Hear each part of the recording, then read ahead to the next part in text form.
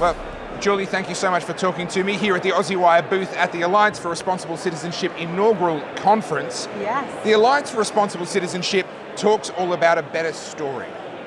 Why do we need a better story? What is the better story, and why do we need one? What's wrong with our old story? Well, the fundamental kind of duality is that we both need a better story, but nothing is wrong with our current story. Okay. Of the West, I would say. Okay. Well, I should say there is something wrong with the current story, but there wasn't something wrong with the story of the West. Right. Of course, has the West always been perfect? Certainly not. Yeah. Has the West things to answer for? Yes. However, overwhelmingly, the story of the West has been a story of abiding by Judeo-Christian principles and seeking to rectify the wrongs of the past through a better future. Okay. And so the reason why I say that there was nothing wrong with it is that we seem to be on a path upward. Right. And then in the past 10 to 20 years, I guess the current story has gone a bit wrong. And that is that people have come to see the West not as a great experiment in need of improvement, a more perfect union, as we say in the United States, but a fundamentally evil, defective thing that ought to be abolished and replaced. And what we are seeing now is that the alternative that many are presenting in my country, in your country, and many of the countries represented here is a far more grim story. To what degree is that story becoming very grim? How directly is that tied to the rejection of God, the idea that God is dead, the replacing of God with, let's say, the worship of government or the worship of self? As Friedrich Nietzsche would say, God is dead and we have killed him. That is sort of one of the thesis statements, unfortunately, right now of the West. Yeah. There is a God-sized hole in our country. You know, I observe in my own country, the United States, and certainly in my home state, California, a lot of people my age, I'm 24 years old, go out to protest. They love to partake in these political movements, post a lot on social media. And when I see that, I see a crisis of meaning. I see people who so desperately want to be a part of something. We all yearn for that as human beings. Absolutely. We aspire to, as corny as it sounds, as trite as it sounds, be a part of something that's greater than ourselves. Yeah. And so I think that a lot of people, especially my age, are seeking that in leftism, in climate change, in the United States defunding the police. And they don't understand that may satiate your thirst for meaning in a temporary way, but long-term family, traditional values, a God-centered life, that is what will sustain you long-term. To what degree was that search for meaning instrumental in the overreaction to COVID? To what degree was that an opportunity really was being offered to people to put up selfies about, I've had the jab, put on selfies of them wearing masks, etc. How much did that play into that? Oh, I think a significant amount. I think there is a need to feel that you are doing something good. You know, you mentioned I always find it to be interesting how people wear the uniform, literally, of their political identity. In the United States, I'm sure in Australia as well, there are pronoun pins. Yes. People being very virtue signaling. Yes. When I was in college, I would see computer stickers where people would say, vote, vote, vote, or, you know, down with the patriarchy, or pro-abortion, just signaling their political beliefs. And that was always, and then of course with COVID, I got jabbed. And it's this need to broadcast, I am a good person. I'm doing something important.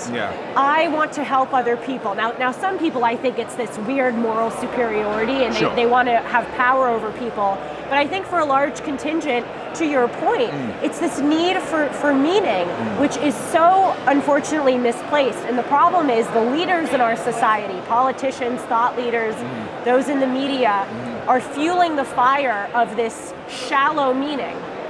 So what is that leading to culturally? And where I'm coming from with this particular question is we're seeing in your age bracket and younger, we're actually seeing some of the lowest alcohol and drug use in the last number of generations since the sexual revolution of the 60s. The lowest, you said? The lowest. We're seeing less sexual promiscuity, fewer partners. We're seeing clearly now the beginnings of a rejection of all of what they were promised in the sexual revolution, but not necessarily a recognition of what it is that they actually want. What do you see happening? Maybe you disagree. Maybe America might be very different to Australia. What do you see happening with these younger people as a consequence of this lack of meaning that they've been raised with?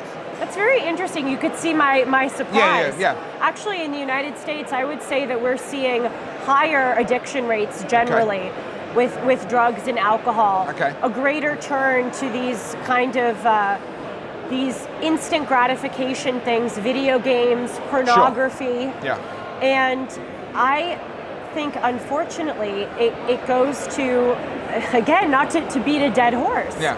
But this crisis of meaning. But with the sexual revolution, I would also say, just anecdotally, I don't have hard data to back this up, but as a young woman, recently out of college, I think a lot of women and men are actually being quite promiscuous in the United States. Okay. And I saw in college, and I've done shows on this, on my show Timeless with Julie Hartman, and my show with Dennis Prager, Dennis and Julie, we talk about this a lot. Yeah. How hookup culture is rampant among young Americans. And it is an outgrowth, to your point, of the sexual revolution, because what the sexual revolution said is, in order for women to feel empowered, they need to act the same as men. Now, men and women are certainly equal, but they are not the same. Correct. And that is a distinction. Those are two words that people think are synonymous. They're not. And we see that when women are acting in the same way as men, it's just a fact. I'm sorry to acknowledge it. Maybe it's a little crude, but women are not as desirous of constant, frivolous, meaningless, outside of relationship sexual encounters as much as men are. Sure. But feminism has told us, take off your clothes, post on Instagram in a bikini, do that, act like men, and you will feel as empowered and as fulfilled as men. And what we are seeing, according to the CDC in America, 3 in 5 young girls in the United States suffer from depression. Wow. That is a contributor. Okay, so that's the current story. That's what's gone wrong. Yes. What's the better story? Well, to your point, the entire arc, I think it's like the motto of ARC, a better story. Yeah, it is, the theme. I think a better story is being proud of our heritage. That's how at the beginning of this interview, we were talking about what went wrong, or was the story wrong. A culture needs, or a civilization is based upon people believing in the civilization. That doesn't mean buying it wholesale and saying that there are no problems. Yeah.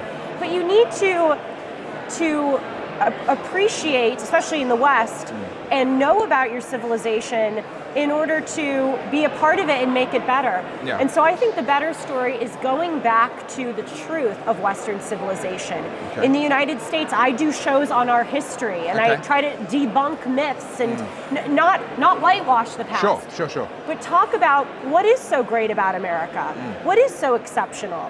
That's not something that we're told. A theme of this conference, as you very well know, is that we have stopped telling the next generation why this country is so great. One thing I'll give speeches sometimes in the United States, and I often get asked, how do we change things in America? How do we make it? How do we reach young people? And one of my answers is, compare the United States and Australia and many countries in the West to non-Western countries. Right. Would you rather be a woman in the United States and Australia, or would you rather be a woman in Iran, where you, like Masa Amini, can be killed for not wearing your hijab, where you need 4 male witnesses to corroborate your story if you allege that you have been raped? Would you rather live in the West as a woman, or would you rather live in Afghanistan, where the Taliban just outlawed beauty salons? And it's not just for women, it's for everyone. Would you rather live in the United States and Australia, or in communist China, where you cannot speak out against the government, and if you do so, you are put in a concentration camp or killed? So I think people, we have reached a level in society of such affluence, such privilege, such comfortability, that it has almost crippled us, where we have been swaddled in prosperity that we don't know the alternative. I think the more that people know the alternative, the more that they will realize that our story is the best story. So to what degree then, if it takes people to realize that there's a problem, to what degree have maybe we been helped, the silver lining of all of the COVID nonsense, of the woke nonsense going so far to the point of absurdity, self-parody in many cases? To what degree are we starting to see the counterculture begin to rise, do you think? By the counterculture, you mean a return to traditional values, a return to a celebration of Western achievement, etc.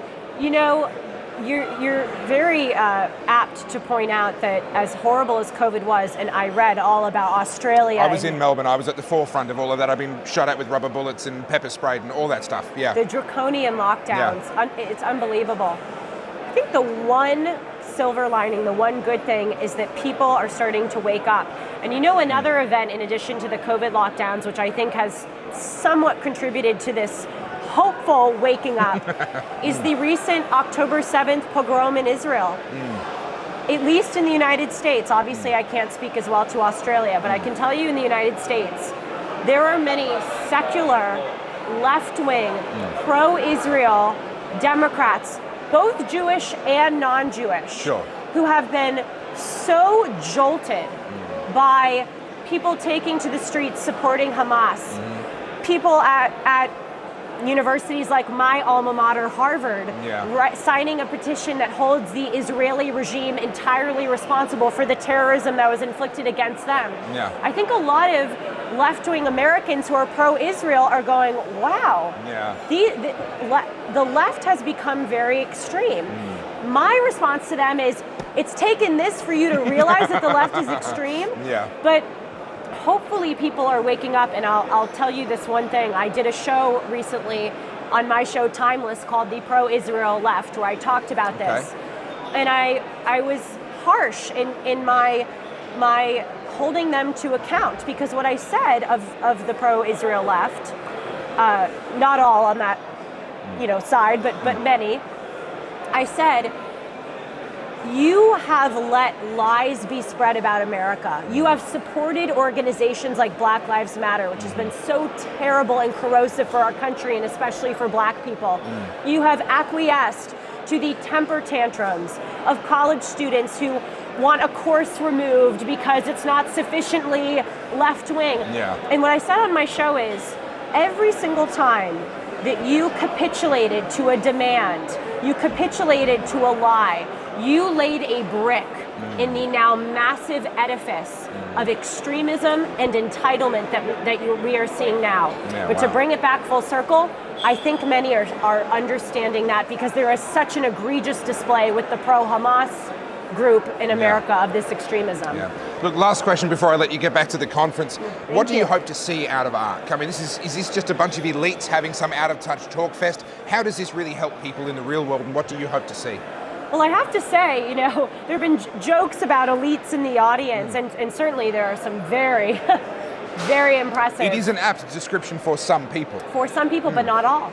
I actually, most of the people who I have met here are, perhaps like me, up and coming, hopefully, up and coming, commentators, journalists, people who work at think tanks, people. I was just speaking with someone from the UK who's a public school teacher here. So it's not all just a group of elites. But as far as what I hope will come out of this conference, I often say on my show that we live in an exhibitionist culture where we think that we have to go big to make change. And certainly going big is a good thing, but actually I think change starts on a small level, and we discount that because we live in a social media, broadcast everything culture. The most powerful thing I think that you can give a person isn't necessarily money, isn't actually even always opportunity. It's the power of a good example. And I think here, learning from these thought leaders, meeting an international crowd of principled, determined conservatives, I hope that it has redoubled each of our motivations to go out and be a good example in our own lives, in our own families, in our own jobs, in our own communities. If we all just took care of the immediate, the whole would be a lot better. That's what I hope ARC is giving us. Julie, it's been an absolute pleasure. Thank you so much. Thank you for having me. Really appreciate it. It's been a pleasure.